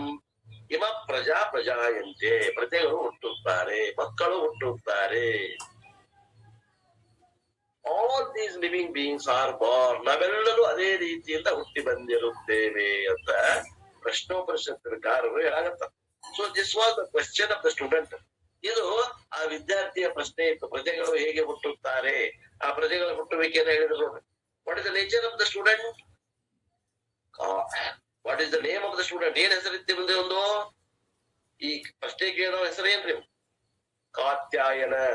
ಈ ಆಸ್ಕಡ ಕುತೂಹಲ ಇಮ ಪ್ರಜಾಯಂತೆ, ಈ ಪ್ರಜೆಗಳ ಸೃಷ್ಟಿ ಹೆಂಗ್ ಆಗ್ತದೆ ಗುರುಗಳೇ, ಪಿಪ್ಪಲಾದ ಋಷಿಗಳೇ ಅಂತ ಅವ ಕೇಳಿದ್ದ. Whether we remember or not, Pippalada remembers. ಅವ್ ಕೇಳಿದ ಪ್ರಶ್ನೆ ನಮಗ ನೆನಪೈತಿಲ್ಲ ಗೊತ್ತಿಲ್ಲ, ಪಿಪ್ಪಲಾದ ಋಷಿಗಳು ನೆನಪಿಟ್ಟುಕೊಂಡು ಆ ಪ್ರಶ್ನೆಗೆ ಉತ್ತರವನ್ನ ಹೇಳಿದರು. And he has landed on the topic ಪ್ರಜಾಯಂತೆ. ಅವ ಏನ್ ಕೇಳಿದ್ದ ಆ ಪ್ರಶ್ನೆಗೆ ಆ ಉತ್ತರವನ್ನ ಹೇಳ್ತಾ ಇದ್ದಾರೆ. Now the Upanishad wants to talk about the sadhana and phalam, karma and upasana and conclude. ಇದಕ್ಕೆ ಇದು ಉಪನಿಷತ್ತು ಏನ್ ಹೇಳ್ತದ ಅಂದ್ರೆ, ಈ ಉಪನಿಷತ್ತು ಸಾಧನ ಮತ್ತು ಆ ಸಾಧನೆಯ ಫಲವನ್ನು ಹೇಳ್ತದೆ, ಮತ್ತು ಕರ್ಮ ಉಪಾಸನೆಯನ್ನು ಹೇಳ್ತಾ ಆ ಒಂದು ಪ್ರಶ್ನೆ, ಈ ಒಂದೇ ಪ್ರಶ್ನೆಯನ್ನ ಮುಗಿಸ್ತಾ ಇದೆ. ಅದರಿಂದ ಮಂತ್ರ 11:9. 11 ಎಷ್ಟೇ ಮಂತ್ರ? 15ನೇ ಮಂತ್ರ. ಒಟ್ಟು 16 ಮಂತ್ರ ಒಂದೇ ಪ್ರಶ್ನೆ. ಇವಾಗ ಈಗ 15ನೇ ಮಂತ್ರ ಓದೋಣ. ತದ್ದೇಹ ವೈ ತತ್ ಪ್ರಜಾಪತಿ ವೃತಂ ಚರಂತಿ ತೇ ಮಿಥುನಂ ಉತ್ಪಾದಯಂತೆ ತೇಷಾಮೇ ವೈಶ ಬ್ರಹ್ಮಲೋಕೋ ಯೇಷಾಂ ತಪೋ ಬ್ರಹ್ಮಚರ್ಯಂ ಯೇಷು. ಈ ಮಂತ್ರ 15ನೇ ಮಂತ್ರ. Consolidating the Upanishad wants to talk about karma, upasana and their phalam. ಈ ಮಂತ್ರ ಈಗ ಪರಿಸಮಾಪ್ತಿ ಮಾಡಾಗತ್ತದ. ಈ ಒಂದೇ ಪ್ರಶ್ನೆಯನ್ನ ಪರಿಸಮಾಪ್ತಿ ಮಾಡ್ಲಿಕ್ಕೆ ಉಪನಿಷತ್ ಏನ್ ಮಾಡ್ತದ ಅಂದ್ರ, ಕರ್ಮ ಮತ್ತು ಉಪಾಸನೆಗಳ ಬಗ್ಗೆ ಒಂದ್ ಸ್ವಲ್ಪ ಮಾಹಿತಿಯನ್ನು ಹೇಳ್ತದೆ, ಮತ್ತು ಕರ್ಮ ಉಪಾಸನೆಗಳ ಫಲ ಅದ್ರ ಬಗ್ಗೆನು, which is the topic of aparavidya in Mundakopanishad. ಏನ್ರಿ? ಮುಂಡಕೋಪನಿಷತ್ತೊಳಗ ಅಪರಾವಿದ್ಯೆಯ ಸಾಧನ ಏನು, ಫಲ ಏನು ಅಂತ ಅಲ್ಲಿ ತಗೊಂಡ ಅದ ರೀತಿ ಇದನ್ನೇ ಹೇಳ್ತದ ಉಪನಿಷತ್ತು. ಯಾಕ್ರಿ ಈಗ ಹೇಳ್ತದ? ಯಾಕಂದ್ರ ಪ್ರಶ್ನೋಪನಿಷತ್ತು ಮುಂಡಕ ಉಪನಿಷತ್ತಿನ ಮುಂದಿನ ಭಾಗ. The aparavidya in the form of karma and upasana are being mentioned. ಅಪರಾವಿದ್ಯೆ ಅಂತಂದ್ರ ಈ ಕರ್ಮ ಮತ್ತು ಉಪಾಸನೆಯನ್ನ ಸಕಾಮದಿಂದ ಮಾಡೋದ್ರಿಂದ ಅಪರಾವಿದ್ಯೆ ಅನಿಸ್ಕೊಳ್ತದಲ್ಲ, ಆ ಮಂತ್ರಗಳನ್ನ ಇಲ್ಲಿ ಹೇಳ್ತಾ ಇದೆ. 13th ಮಂತ್ರ ಟಾಕ್ಸ್ ಅಬೌಟ್ ಕರ್ಮ. 13ನೇ ಮಂತ್ರ ಕರ್ಮದ ಬಗ್ಗೆ ಹೇಳ, ಪ್ರಾಕ್ಟೀಸ್ಡ್ ಬೈ ಗೃಹಸ್ಥ. ಅದು ಗೃಹಸ್ಥನನ್ನು ಕುರಿತು ಉದ್ದೇಶಿಸಿ ಹೇಳಿದೆ 13ನೇ ಮಂತ್ರ. ಅಂಡ್ ದ 16th ಮಂತ್ರ talks about Upasana practised by ಗೃಹಸ್ಥ. 16ನೇ ಮಂತ್ರ ಅದು ಗೃಹಸ್ಥನೇ ಮಾಡ್ತಾನ, ಗೃಹಸ್ಥರಿಗೆ ಉದ್ದೇಶಿಸಿ ಹೇಳಿದೆ, ಆದ್ರ ಉಪಾಸನೆಯ ಫಲವನ್ನ ಹೇಳ್ತಾ ಇದೆ 16ನೇ ಮಂತ್ರ. ಮುಂದಿನ ಮಂತ್ರ 16ನೇ ಮಂತ್ರ ಉಪಾಸನೆಯ ಫಲ, 13ನೇ ಮಂತ್ರ ಕರ್ಮದ ಫಲ. ಆಚರಣೆ ಮಾಡಾವ ಯಾರು? ಎರಡಕ್ಕೂ ಆಚರಣೆ ಮಾಡಾವ ಒಬ್ಬನೇ, ಯಾರು? ಗೃಹಸ್ಥ. ಫಲಂ ಆಫ್ ಸ್ವರ್ಗಲೋಕ ಅಂಡ್ ಬ್ರಹ್ಮಲೋಕ. ಒಬ್ಬರಿಗೆ ಸ್ವರ್ಗಲೋಕ ಆಗ್ತದೆ, ಒಬ್ಬರಿಗೆ ಬ್ರಹ್ಮಲೋಕ. ಯಾರು ಕರ್ಮವನ್ನ ಮಾಡ್ತಾರ ಅವರಿಗೆ ಸ್ವರ್ಗ ಲೋಕ ಆಗ್ತದೆ. ಯಾರು ಉಪಾಸನೆಯನ್ನ ಮಾಡ್ತಾರ ಸಕಾಮದಿಂದ ಅವರಿಗೆ ಬ್ರಹ್ಮಲೋಕ ಆಗ್ತದೆ. ಸೊ ತದ್ ಏಕಃ ವೈ. ಸೊ ದೀಸ್ ಗೃಹಸ್ಥ Prajapati ವೃತ್ತಂ Charanti. I told you by observing Prajapati Vrutam mentioned in the 13th mantra, those who follow that particular rule, which is as good as Brahmacharyam for Grahastha, ye charanti te mitunam utpadayate. They will get both male children and female children. ಯಾರು ಈ ರೀತಿಯನ್ನ ಪಾಲಿಸ್ತಾರ ಅವರಿಗೆ ಗಂಡ್ಮಕ್ಳು ಆಗ್ತಾವ ಹೆಣ್ಮಕ್ಳು ಆಗ್ತಾವ. Because throughout we have been talking about Mitunam Vai Prana, we are being talking about, and therefore the Upanishad says those grahastha who follow this Prajapati Vrutam, they will first get children, and children will be what? Mitunam. Mitunam means both males and females are not twins. ಈ ರೀತಿಯಿಂದ ಯಾರು ಪಾಲಿಸ್ತಾರ ಅವರಿಗೆ ಏನಾಗ್ತದ, ಮಕ್ಕಳು ಗಂಡು ಹೆಣ್ಣು ಕೂಡ ಆಗ್ತಾವ. ಯಾಕಂದ್ರ ಅವರು ಆ ವೃತ್ತವನ್ನ ಮಾಡಿದ್ದಾರೆ. ಮಿಥುನ ಅಂತಂದ್ರ ಇವು ಎರಡು ಜೋಡಿ, ಒಂದು ಪ್ರಾಣ ಒಂದು ರೈ. ಅಂದ್ರೆ ಅವ್ರಿಗೆ ಗಂಡು ಮಕ್ಕಳು ಆಗ್ತವೆ, ಹೆಣ್ಣು ಮಕ್ಕಳು ಆಗ್ತವೆ. They will get male children and female children also.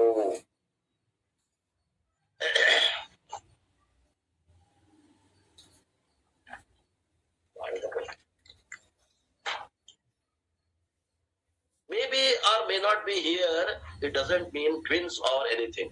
ಅಂದ್ರೆ ಅವಳಿಗೆ ಅಂತ ಅರ್ಥ ಮಾಡ್ಬೇಡ್ರಿ, ಗಂಡು ಹೆಣ್ಣು ಕೂಡ ಆಗ್ತಾವ ಅಂತ ಅರ್ಥ ಮಾಡ್ತೀವಿ ಅಂತ ಹೇಳ್ತಾರ. ದಿಸ್ ಈಸ್ ಇಹ ಲೋಕ ಫಲಂ. ಈ ಲೋಕದಲ್ಲಿ ಆಗುವಂತ ಫಲ, ಈ ಒಂದು ಭೂಲೋಕದಲ್ಲಿ ಆಗುವಂತ ಫಲ ಇದು. And remember, not following Prajapati Vrutam only, all the grahasthashrama karma they should follow properly, which include Panchamahayagna, all of them they should do properly. ಮತ್ತ ಏನ್ ಹೇಳ್ತಾರ ಅವರು, ಈ ಪ್ರಜಾಪತಿ ವೃತ್ತವನ್ನ ಅಷ್ಟ ಪಾಲಿಸೋದಲ್ಲ, ಪಂಚಮಹಾಯಜ್ಞಗಳನ್ನು ಮಾಡಿರ್ಬೇಕ. ಆ ಪಂಚಮಹಾಯಜ್ಞಗಳನ್ನ ಹೇಳಿತಲ್ಲ ಅವನು ಮಾಡ್ಕೊಂತಿರ್ಬೇಕು, ಈ ಪ್ರಜಾಪತಿ ವೃತ್ತವನ್ನ ಮಾಡಿರ್ಬೇಕು. ಅಂದವ್ರಿಗೆ ಮಾತ್ರ ಗಂಡು ಹೆಣ್ಣು ಮಕ್ಕಳು ಆಗ್ತಾವೆ.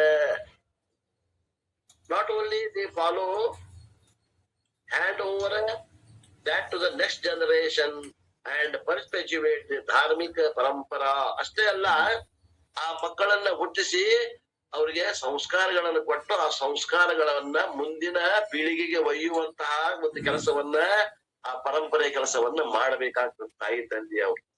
If they follow those grahastha following karma, and along with that yesham tapo brahmacharyam.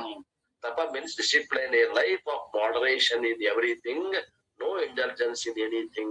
ಅಂದ್ರೆ ನೀವು ಏನು ಈ ಸೃಷ್ಟಿ ನಿಯಮದೊಳಗೆ ನೀವೇನು ಹಸ್ತಕ್ಷೇಪ ಮಾಡುವಂಗಿಲ್ಲ.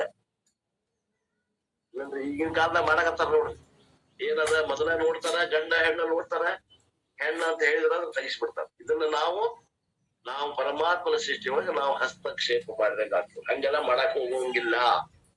ಏನ್ ಬರ್ತದ ಅದು ಈಶ್ವರಾಪಣ ಬುದ್ಧಿಯಿಂದ ಸ್ವೀಕಾರ ಮಾಡಬೇಕು. Tapa means discipline, a life of moderation. ಪ್ರತಿಯೊಂದರಾಗೂ ಒಂದು ನೀತಿ, ಒಂದು ನಿಯಮ ಇಟ್ಕೋಬೇಕು ಅಂತ. No intelligence in anything. ಆ ಪರಮಾತ್ಮನ ಸೃಷ್ಟಿಯಲ್ಲಿ ನೀವು ನಿಮ್ಮ ಮೂಗು ತೂರಿಸ್ಬ್ಯಾಡ್ರಿ. No addition to the anything. ನೀವೇನು ಸೇರ್ಸಾಕ್ ಹೋಗ್ಬ್ಯಾಡ್ರಿ. A disciplined moderate life, those who follow austere life, ಕಠೋರವಾದಂತ ಶಿಸ್ತು ಮತ್ತು ಸಂಯಮದಿಂದ ಜೀವನ ಮಾಡ್ತಾರ, ಅದಕ್ಕೆ ಬ್ರಹ್ಮಚರ್ಯನು ಅಂತಾರ. ಏನ್ರಿ, ಈ ರೀತಿ ನಾವು ಸಂಸಾರ ಮಾಡಿದ್ರು ಕೂಡ ಅದಕ್ಕೆ ಬ್ರಹ್ಮಚರ್ಯ ಅನಿಸ್ಕೋತದ. ಬ್ರಹ್ಮಚರ್ಯ ಈಸ್ ಆಸ್ ಡಿಸ್ಕ್ರೈಬ್ಡ್ ಬಿಫೋರ್. ಯಾಕಂದ್ರ ಅವರು ಅದನ್ನ ಆ ಕಾರ್ಯಾಗಮನವನ್ನ ಹಗಲಲ್ಲಿ ಮಾಡುವುದಿಲ್ಲ, ರಾತ್ರಿನೇ ಮಾಡ್ತಾರೆ. ಯಾವ ದಿನ ಯಾವ ತಿಥಿ ಇರ್ತದ ಆ ತಿಥಿ ಪ್ರಕಾರ ಮಾಡ್ಬೇಕಂತ ನೇಮದ. ಪ್ರಜಾಪತಿ ವೃತ್ತಂ ಅಂಡ್ ಯೇಸು ಸತ್ಯಂ ಪ್ರತಿಷ್ಠಿತಂ, and those who follow the value also. ಕರ್ಮವನ್ನ ಪಾಲಿಸಬೇಕು. The most important value means satyam, truthfulness. ಸತ್ಯವನ್ನ ಹೇಳಬೇಕು, ಸತ್ಯವನ್ನ ನುಡಿಬೇಕು, ಸುಳ್ಳು ಹೇಳಬಾರದು, ಪ್ರಾಮಾಣಿಕವಾಗಿರಬೇಕು. ವೇದಗಳಿಗೆ ಕಿಂಕರನಾಗಬೇಕು. For such grihastha and for some karmi what is the phalam? Svargaloka through krishnagati is the phalam. ಇಂಥವ್ರಿಗೆ ಏನದ? ಕರ್ಮ ಮಾಡಿದವ್ರಿಗೆ ಏನ್ ಫಲ ಅದ? ಸ್ವರ್ಗಲೋಕ. ಎದ್ರ ಕರ್ಮಗತಿ? ಕರ್ಮ ಅದು ಯಾವ ಮಾರ್ಗದಿಂದ? ಕೃಷ್ಣಗತಿ ಮಾರ್ಗದಿಂದ ಅವ್ರಿಗೆ ಸ್ವರ್ಗ ಆಗ್ತದೆ. Here the mantra use the word Brahmaloka. Shankaracharya adds a note in this mantra. Brahmaloka means Swargaloka only. ನೋಡ್ರಿ, ಈ ಮಂತ್ರದಾಗ ಸ್ವರ್ಗಲೋಕ ಅಂದಿಲ್ಲ, ಬ್ರಹ್ಮಲೋಕ ಅಂದಾರ. ಆದ್ರೂ ಶಂಕರಾಚಾರ್ಯ ಇಲ್ಲಿ ಬಂದು ನಮಗ ಸಹಾಯ ಮಾಡ್ತಾರೆ. ಇಲ್ಲಿ ಬ್ರಹ್ಮಲೋಕ ಅನ್ನೋದೇನ ನೀವು ಕರ್ಮಿ ಇರುವುದರಿಂದ ಅದು ಸ್ವರ್ಗಲೋಕ ಅಂತ ತಗೊಳ್ರಿ, ಅದು ಬ್ರಹ್ಮಲೋಕ ಅಂತ ತಗೋಬೇಡ್ರಿ ಅಂತ ಶಂಕರಾಚಾರ್ಯ ಬಂದ ಸಹಾಯ ಮಾಡ್ತಾರೆ ನಮ್ಮ ಭಾಷೆಯಲ್ಲಿ. Through krishnagati they will get svargaloka returnable or non returnable. ಸ್ವರ್ಗಲೋಕಕ್ಕೆ ಹೋದವ್ರು ಹೊಳ್ಳಿ ಬರ್ತಾರೋ ಇಲ್ರಿ? ಬರ್ತಾರ್ರಿ. ಹೊಳ್ಳಿ ಬರ್ತಾರ್ರಿ. ಹೊಳ್ಳಿ ಬರುವಂತ ದಾರಿ ಅದು. ಹೊಳ್ಳಿ ಬಾರದೇ ಇರೋ ದಾರಿ ಅಂದ್ರೆ ಬ್ರಹ್ಮಲೋಕ. ತೇ ತಮ್ ಉಕ್ತ್ವಾ ಸ್ವರ್ಗಲೋಕಂ ವಿಶಾಲಂ ಕ್ಷಣೇ ಪುಣ್ಯೆ ಮರ್ತ್ಯಲೋಕಂ ವಿಶಂತಿ. ಭಗವದ್ಗೀತೆ ಒಳಗೆ ಬರ್ತವ.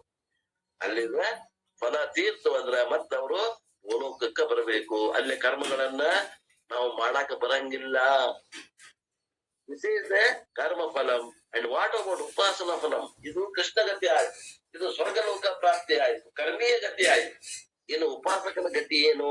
That is said in the next, the last ಮಂತ್ರ ಆಫ್ ದಿಸ್ ಚಾಪ್ಟರ್. ಅದನ್ನ 16ನೇ ಮಂತ್ರದಲ್ಲಿ ಹೇಳ್ತಾರೆ. 16ನೇ ಮಂತ್ರವನ್ನ ನೋಡೋಣ.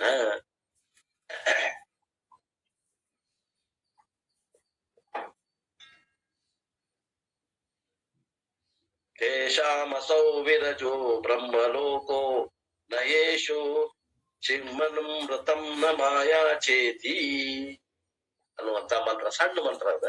ಆ ಮಂತ್ರದ ಅರ್ಥವನ್ನ ನೋಡೋಣ. So this is upasaka group. ಯಾರು ಉಪಾಸಕರು ಅದಾರೆ? Those people who practice upasana, and here it is Prajapati upasana or Bhagavan as Vishwarupa. Prajapati ಉಪಾಸನರನ್ರಿ ಅಥವಾ ಭಗವಾನ್ ವಿಶ್ವರೂಪ ಭಗವಂತನನ್ನ ಉಪಾಸನೆ ಮಾಡುವರಾಗ್ಲಿ, those who practice that upasana, ಯಾರ ಸಾಧಕರು ಈ ಉಪಾಸನೆಯನ್ನ ಮಾಡ್ತಾರೆ, which will be elaborated in the next 2 sections. ಈ ಉಪಾಸನೆಯನ್ನ ಯಾವುದು? ಪ್ರಜಾಪತಿ ಉಪಾಸನೆಯನ್ನ ವಿಸ್ತಾರವಾಗಿ ಮುಂದಿನ ಪ್ರಶ್ನೆಯಲ್ಲಿ, ಮುಂದಿನ 2 ಮತ್ತು 3ನೇ ಪ್ರಶ್ನೆಯಲ್ಲಿ ವಿಸ್ತಾರವಾಗಿ ನೋಡೋಣ. ಮತ್ತಿದು those who practice that upasana will be elaborated in next 2 sections. 2ನೇ ಪ್ರಶ್ನೆ ಮತ್ತು 3ನೇ ಪ್ರಶ್ನೆಯಲ್ಲಿ ವಿಸ್ತಾರವಾಗಿ ಹೇಳುವುದಲ್ಲ. This is introduction. ಇಲ್ಲೇ ಬರೇ ಪರಿಚಯ ಮಾಡಿಕೊಡಕತ್ತ, ನಾಮ ನಿರ್ದೇಶನ ಮಾಡಕತ್ತ. Details of upasana will be told later on. ಇದರ ವಿಶೇಷವಾದಂತಹ ಎಲ್ಲಾ ಪ್ರಕ್ರಿಯೆಗಳನ್ನ ಮುಂದಿನ ಪ್ರಶ್ನೆಯಲ್ಲಿ ಹೇಳಲಾಗುತ್ತದೆ. Those who practice Prajapati Upasana or Surya Upasana, in which Surya visualize everything for them, the phalam will come. ಯಾರು ಈ ಪ್ರಜಾಪತಿ ಉಪಾಸನೆಯನ್ನ ಮಾಡ್ತಾರೆ, ಯಾರು ಸೂರ್ಯನ ಉಪಾಸನೆ ಮಾಡ್ತಾರೆ, ಅವ್ರಿಗೆ ಏನ್ ಫಲ ಬರ್ತದ ಅನ್ನುವಂಥದ್ದನ್ನ ಹೇಳ್ತಾವ. And along with the upasana they have to following disciplines. ಬರೀ ಉಪಾಸನೆ ಮಾಡಿದ್ರಲ್ಲ, ಅವ್ರಿಗೂ ಕೆಲವೊಂದು ಅದ್ರ ಕೂಡ ಮಾಡುವಂತ ಕೆಲವೊಂದು ನಿಯಮಗಳನ್ನ ಇರ್ತಾವೆ. ಅಂದ್ರೆ ಏನವು ಅಂದ್ರೆ, ಏಸು ಜಿಮಾಂ ನಾಸ್ತಿ. So jimam means what? ಕುಟಿಲತ ವಕ್ರತ್ವಂ. ಕುಟಿಲತೆ ಇರಬಾರ್ದು, ವಕ್ರ ರೀತಿ ಇರಬಾರ್ದು, ಸ್ವಭಾವ ಸರಳ ಇರಬೇಕು. ಕುಟಿಲತೆ ಇರಬಾರ್ದು, ಮೋಸ ಮಾಡುವಿಕೆ ಇರಬಾರ್ದು. A fraudulent life. So those who are upright and straight forward. ಮನಸ್ಸಿನಾಗ ಒಂದು ಬಾಯಾಗ ಒಂದು ಇರಬಾರ್ದು. ಮನಸ್ಸಿನಾಗ ಇದ್ದಿದ್ದು ಬಾಯಾಗ ಬರ್ಬೇಕು, ಸರಳ ಇರ್ಬೇಕು ವ್ಯಕ್ತಿ. ಅವರಿಗೆ ಉಪಾಸನಾ ಫಲ ಬರ್ತದೆ. ಕಪಟಿ ಇದ್ದವರಿಗೆ ಬರಂಗಿಲ್ಲ ಈ ಫಲ. ಅದಕ್ಕೇನ್ ಹೇಳ್ತಾರ ಅವರು?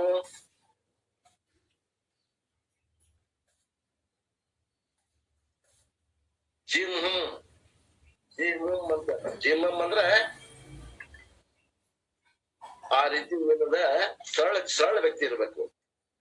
ಜಿಮ್ಮಂ ವಕ್ರಾತ್ ನ. ಜಿಮ್ಮಂ ಮೀನ್ಸ್ ಫ್ರೀ ಫ್ರಾಮ್ ಮ್ಯಾನಿಪುಲೇಷನ್. ಸುಳ್ಳು ಪಳ್ಳು ಹೇಳುವುದು ಇರಬಾರದು, ಸತ್ಯವನ್ನೇ ಹೇಳ್ತಿರಬೇಕು. ಅಂತವರಿಗೆ ಈ ಉಪಾಸನೆ ಫಲ ಬರ್ತದೆ. That is a nice translation. Jimha means manipulation. Na Jimma means those who do not know, even if they don't know, they never want to do that. ಒಂದ್ ವೇಳೆ ಗೊತ್ತಾಗಿಲ್ಲ ಅವ್ರಿಗೆ ಮೋಸ ಮಾಡೋದ ಗೊತ್ತಿಲ್ಲ. ಮೋಸ ಅಂದ್ರೆ ಏನ್ರಿ ಅಂತಾರ ಕೆಲವು ಮಂದಿ. ನೋಡ್ರಿ ನಾವೆಲ್ಲ ಕೇಳಿದ್ವಿ, ಸುಳ್ಳು ಹೇಳಬಾರ್ದು, ಸುಳ್ಳು ಹೇಳಬಾರ್ದು ಅಂತ ಹೇಳ್ತೇವೆ. ಸುಳ್ಳು ಅಂದ್ರೆ ಏನ್ರಿ ಅಂತ ಕೇಳಿ ಏನ್ ಹೇಳ್ತೀರಿ? ಅಷ್ಟು ಕೂಡ ಮುಗ್ಧರಿರ್ತಾರ ಕೆಲವು ಮಂದಿ. ಅದು ಒಂದ್ ವೇಳೆ ಗೊತ್ತಿಲ್ಲ ಅಂದ್ರೆ ಬಾಳ್ ಚಲೋ, ಮುಗ್ಧರಿದ್ರೆ ಚಲೋ. ಒಂದ್ ವೇಳೆ ನಮಗ ಮುಗ್ಧತೆ ಇಲ್ಲಪ್ಪ, ಸುಳ್ಳು ಅಂದ್ರೆ ಗೊತ್ತೈತಂದ್ರು ಕೂಡ ಸುಳ್ಳು ಹೇಳಬಾರ್ದು. ಸ್ಟೇಟ್ ಫಾರ್ವರ್ಡ್, ನೇರವಾದ ಮಾತಿರಬೇಕು, ಕಪಟತನ ಇರಬಾರ್ದು. ಅಂತ ಉಪಾಸಕರಿಗೆ ಬ್ರಹ್ಮಲೋಕ ಪ್ರಾಪ್ತಿ. And those who do not have the asatyam or lying, so what is the truthfulness? Those who give up untruth and maya. Maya is double personality. ಏನ್ರಿ? ಯಾವಾಗಲೂ ಸುಳ್ಳು ಹೇಳೋದಿಲ್ಲ ಒಂದು. ಮತ್ತಿಲ್ಲಿ ಮಾಯಾ ಅಂತಂದ್ರೆ ಏನ್ರಿ? ಈ ವ್ಯಕ್ತಿತ್ವ ಎರಡು ನಾಲಿಗೆ ಇರ್ತಾವ. ಒಬ್ಬರಿಗೆ ಎರಡು ನಾಲಿಗೆ ಹಂಗಿರಬಾರ್ದು. ಒಂದೇ ನಾಲಿಗೆ ಮಾತು ಕೊಟ್ಟೇವಂದ್ರೆ ಮಾಡೇ ತಿರ್ಬೇಕು. ಎರಡು ನಾಲಿಗೆ ಸುಳ್ಳು ಹೇಳಿ ಪಾರಾಗುದಲ್ಲ. Double personality, outside one, inside one. ಹೊರಗೊಬ್ಬವ ಸಾಮಾಜಿಕದಲ್ಲಿ ಅವನ ಫೋಟೋ ಬೇರೆ ಇರ್ತದ, ವ್ಯಕ್ತಿಗತವಾಗಿ ಅವನ ಚರಿತ್ರೆ ಬೇರೆ ಇರ್ತದೆ. ಈ ರೀತಿ ಇದ್ದವರಿಗೆ ಉಪಾಸನೆ ಫಲ ಬರುವುದಿಲ್ಲ. ಒಳಗೂ ಹಂಗ ಇರಬೇಕು, ಹೊರಗೂ ಹಂಗ ಇರಬೇಕು. Outside and inside one. So here maya refers to non transparency. ಇಲ್ಲಿ ಮಾಯಾ ಅಂತ ಬಂದದ ಶಬ್ದ. ಆ ಶಬ್ದಕ್ಕೆ ಮಾಯಾಗೆ ಏನ್ ತಗೋಬೇಕು ಅಂದ್ರ ಒಳಗೂ ಹೊರಗೂ ಏಕರೂಪದಿಂದ ಇರುವಂತಹ ವ್ಯಕ್ತಿತ್ವ ಇದ್ದವ್ರಿಗೆ ಈ ಉಪಾಸನೆ ಫಲ ಬರ್ತದೆ. And Maya means those who do not have this double personality. ಎರಡು ನಾಲಿಗೆ ಇರಬಾರ್ದು, ಎರಡು ಮಾತು ಇರಬಾರ್ದು, ಒಳಗೂ ಒಂದೇ ಹೊರಗೂ ಒಂದೇ. ಅಂತವ್ರಿಗೆ ಮಾತ್ರ ಈ ಉಪಾಸನೆ ಫಲ ಬರ್ತದೆ. In short, those who are morally upright, ಯಾರು ನೀತಿವಂತರದಾರ, ಸರಳವಾಗಿ ಹೇಳ್ಬೇಕಂದ್ರೆ ನೀತಿ ಉಳ್ಳವರಿಗೆ ಉಪಾಸನೆ ಫಲ ಬರ್ತದೆ. ನೀತಿಹೀನರಿಗೆ ಸಾಧ್ಯ ಇಲ್ಲ. Along with what? ಉಪಾಸನ. ಮತ್ತು ಉಪಾಸನ ಬೇಕು, ಒಳ್ಳೆ ನೀತಿ ನಿಯಮಗಳನ್ನು ಇರಬೇಕು. ನೈತಿಕ ಮಟ್ಟ ಚಲೋ ಇದ್ದವ್ರಿಗೆ ಮಾತ್ರ ಉಪಾಸನೆ ಫಲ ಬರ್ತದೆ. Those who have got values and those who practice upasana, they will get higher loka. ಈ ಉಪಾಸನೆಯನ್ನು ಮಾಡ್ಬೇಕು. ಆ ನಂತರ ಒಳ್ಳೆ ನಡೆ ನುಡಿ ಇರಬೇಕು. ಅಂದ್ರೆ ಬ್ರಹ್ಮಲೋಕ ಪ್ರಾಪ್ತಿ ಆಗ್ತದೆ. What is that loka? ಏನದು ಬ್ರಹ್ಮಲೋಕ? ದಟ್ ಇಸ್ ಸೆಡ್ ಹಿಯರ್, ಅಸೌ ವಿರಜ ಬ್ರಹ್ಮಲೋಕೋ ವಿರಜ. ಅಂದ್ರೆ ಏನು?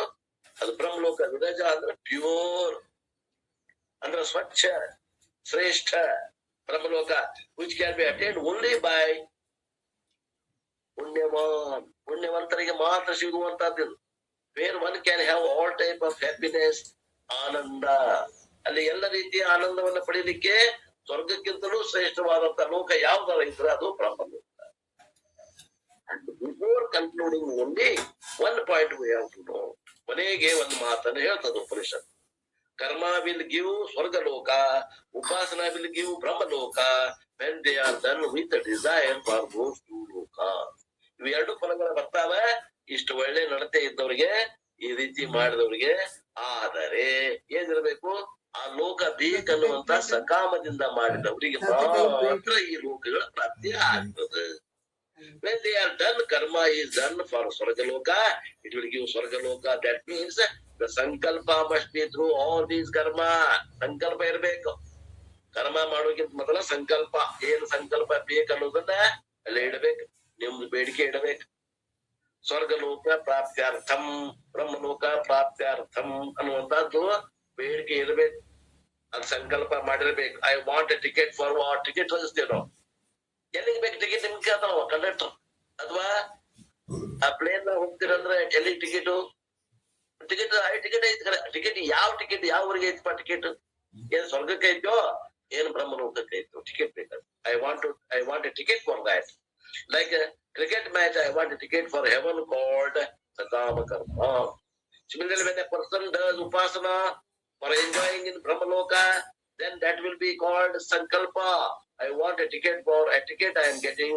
I am not saying the mantra doesn't say all those things, but just by using the language, I want Brahmaloka Prapti. If that desire I do, it will give Brahmaloka. ಉಪನಿಷತ್ತಲ್ಲಿ ಆ ಭಾಗ ಎಲ್ಲ ಬರುದಿಲ್ಲ. ಅಲ್ಲಿ ಸಂಕಲ್ಪ ಇರ್ತದಲ್ಲ, ಆ ಸಂಕಲ್ಪದಾಗನ ಅದು ಬರ್ತದ. ನಿಮ್ಗೆ ಬ್ರಹ್ಮಲೋಕ ಬೇಕಂದ್ರ ಬ್ರಹ್ಮಲೋಕದ ಇಚ್ಛೆ ಇದ್ದಾವ, ಅಲ್ಲಿ ಬ್ರಹ್ಮಲೋಕದಿಂದ ಬೇಕು ಅನ್ನುವಂಥದ್ದನ್ನ ಸಕಾಮ ಇಟ್ಕೊಂಡು ಮಾಡ್ಬೇಕಾಗ್ತದ.